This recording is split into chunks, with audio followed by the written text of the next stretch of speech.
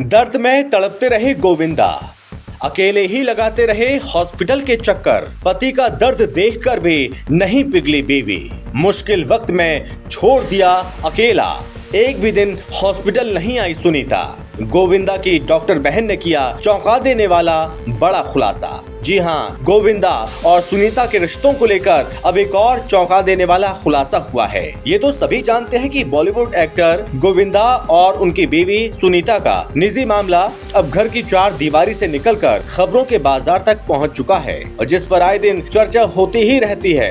कभी सुनीता पति पर यंग एक्ट्रेस के साथ एक्स्ट्रा मैरिटल अफेयर का आरोप लगाती नजर आती हैं, तो कभी परिवार और बच्चों की जिम्मेदारी से भागने का इल्जाम भी सुनीता ने पति पर लगाया है। वहीं गोविंदा भी बीवी के लगाए इन आरोपों पर अपनी सफाई पेश करते हुए दिखाई दिए हैं। हाल ही में एक पॉडकास्ट में कपल की बेटी टीना ने भी अपनी चुप्पी तोड़ी है।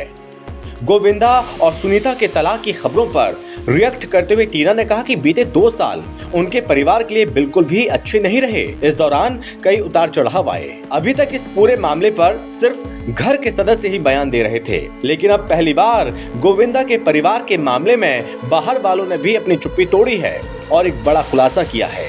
गोविंदा के एक करीबी शख्स ने खुलासा किया कि जब पैर में गलती से गोली लगने के बाद एक्टर दर्द में थे और मुश्किल दौर से गुजर रहे थे, तब सुनीता उनके साथ कहीं भी नजर नहीं आई।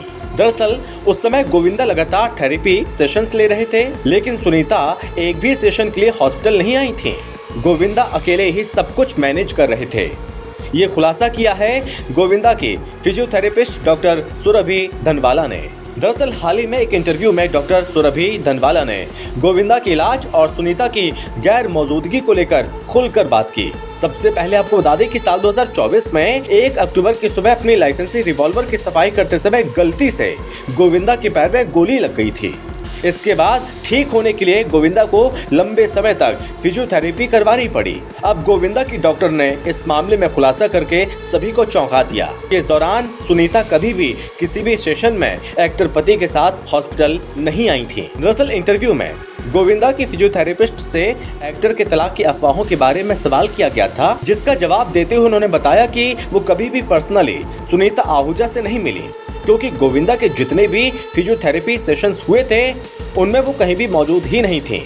डॉक्टर सुरभि ने कहा, मैं सुनीता से भी कभी नहीं मिली और न ही वो सेशन के दौरान कभी आई।